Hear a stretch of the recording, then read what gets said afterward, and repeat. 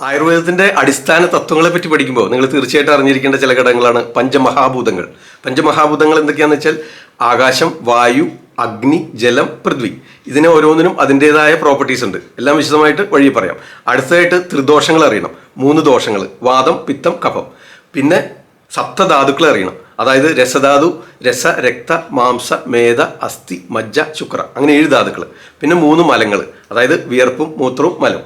പിന്നെ നിങ്ങൾ അറിയേണ്ടത് ഇത്തരം സംഗതികളുടെ ഇംബാലൻസ് വഴി ഉണ്ടാകുന്ന രോഗാവസ്ഥകളെ ബാലൻസ് ചെയ്ത് നിർത്തുന്നതിന് നമ്മൾ ഉപയോഗിക്കുന്ന ദ്രവ്യങ്ങൾ, അവയുടെ രസഗുണ വീര്യവിഭാഗങ്ങൾ. 6 രസങ്ങളുണ്ട്.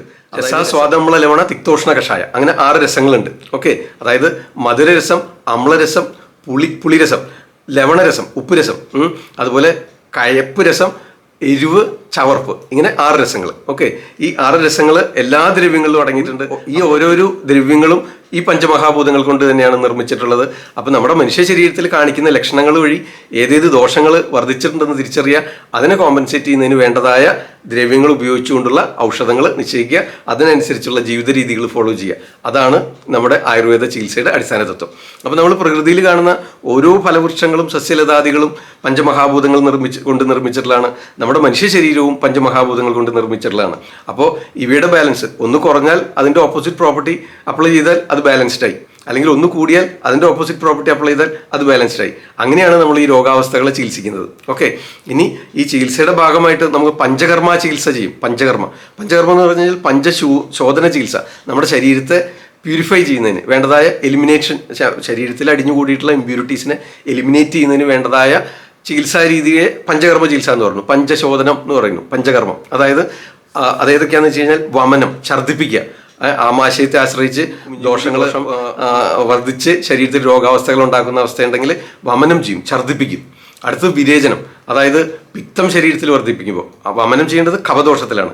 പിത്തം ശരീരത്തിൽ വർദ്ധിക്കുമ്പോൾ രക്തദുഷ്ടി ഉണ്ടാവും, അതുപോലെ ത്വക്ക് രോഗങ്ങൾ, അത്തരം ഒത്തിരി അസിഡിറ്റി, അത്തരം ഒത്തിരി രക്തവുമായിട്ട് റിലേറ്റഡ് ആയിട്ടുള്ള ഒത്തിരി രോഗാവസ്ഥകൾ പിത്തം വർദ്ധിപ്പിക്കുന്നുണ്ടാകുന്നു. അപ്പോൾ പിത്തത്തിന് പറഞ്ഞിട്ടുള്ള പഞ്ചകർമ്മ ചികിത്സ എന്ന് പറഞ്ഞാൽ വിരേചനാണ്, വയറിളക്കുക.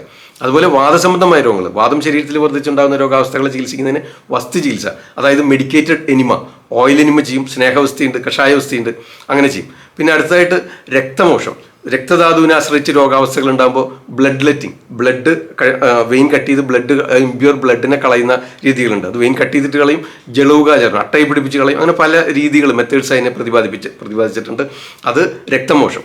പിന്നെ ശിരസിനെ ആശ്രയിച്ചുണ്ടാകുന്ന ദോഷങ്ങളെ നിർഹരിക്കുന്നതിനായിട്ട് നസ്യ ചികിത്സ, അതായത് നോസ്ട്രിൽസ് വഴി നമ്മൾ വസ്തി ചെയ്യാന്ന് പറയുമ്പോൾ എനിമ ചെയ്യുന്ന മലദ്വാരം വഴിയാണെങ്കിൽ അത് പക്വാശയത്തിൽ ആശ്രയിച്ചുണ്ടാകുന്ന ദോഷങ്ങളെ നിർഹരിക്കുന്നതിന്. ഇത് ശിരസിനെ ആശ്രയിച്ചുണ്ടാകുന്ന ദോഷങ്ങൾ നിർഹരിക്കുന്നതിനായിട്ട് നസ്യ ചികിത്സ.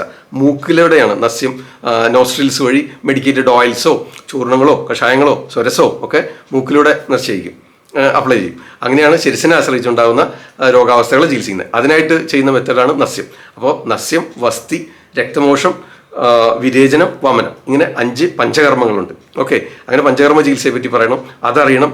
നിങ്ങൾ രസങ്ങളെ പറ്റി അറിയണം, ധാതുക്കളെ പറ്റി അറിയണം, മലത്തെ പറ്റി അറിയണം, ത്രിദോഷത്തെ പറ്റി അറിയണം. ഇതൊക്കെയാണ് ആയുർവേദം. ഇത്രയും സംഗതികൾ അറിഞ്ഞു കഴിഞ്ഞാൽ നമുക്ക് ആയുർവേദത്തെ പറ്റി കുറേയൊക്കെ മനസ്സിലാവും.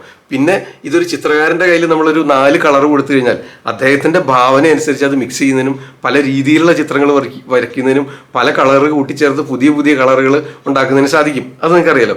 അതേപോലെ തന്നെയാണ് ആയുർവേദവും. ഇതിൻ്റെ ഔഷധ ദ്രവ്യങ്ങളുടെ ഗുണങ്ങൾ, മനുഷ്യ ശരീരത്തിൻ്റെ പ്രോപ്പർട്ടീസ്, ത്രിദോഷങ്ങൾ എങ്ങനെയാണ്, പഞ്ചമഹാഭൂതങ്ങളാണ്, ഈ ഓരോ ദ്രവ്യങ്ങളും രസങ്ങളും അവയെ പറ്റി അറിയുക. എന്നിട്ട് അത് പിന്നെ ഓരോ വൈദ്യൻ്റെയും യുക്തിയാണ്, അത് അദ്ദേഹത്തിൻ്റെ സ്കില്ലാണ്, കഴിവാണ്, അത് കൂട്ടിച്ചേർക്കാനും ബാലൻസ് ചെയ്യാനും ചികിത്സിക്കുന്നതിനും. ഓക്കെ, അത് ഏത് കാര്യത്തിലായാലും അങ്ങനെ തന്നെയാണല്ലോ. അപ്പോൾ ഇത്തരം അറിവുകൾ നിങ്ങൾക്ക് ഇഷ്ടമായെന്ന് വിചാരിക്കുന്നു. വീഡിയോ ഇഷ്ടമായെങ്കിൽ ലൈക്ക് ചെയ്യുക, ഷെയർ ചെയ്യുക, സബ്സ്ക്രൈബ് ചെയ്യുക. ഇതുവരെ ഈ ചാനൽ സബ്സ്ക്രൈബ് ചെയ്യാത്തവരാരെങ്കിലും ഉണ്ടെങ്കിൽ താഴെ കാണുന്ന റെഡ് സബ്സ്ക്രൈബ് ബട്ടൺ പ്രസ് ചെയ്യുക, തൊട്ടടുത്ത് വരുന്ന ബെല്ലൈക്കനും ഓൾ നോട്ടിഫിക്കേഷൻ എനേബിൾ ചെയ്യുക. അപ്പോൾ ഡെയിലി രാത്രി 9 മണിക്ക് നമ്മൾ പോസ്റ്റ് ചെയ്യുന്ന വീഡിയോകളുടെ ലിങ്ക് നിങ്ങൾക്ക് നോട്ടിഫിക്കേഷനായിട്ട് ലഭിക്കുന്നതാണ്. തൽക്കാലം നിർത്തുന്നു. നന്ദി, നമസ്കാരം. ഞാൻ ഡോക്ടർ സേവിയർ, ആദ്യം ആയുർവേദം.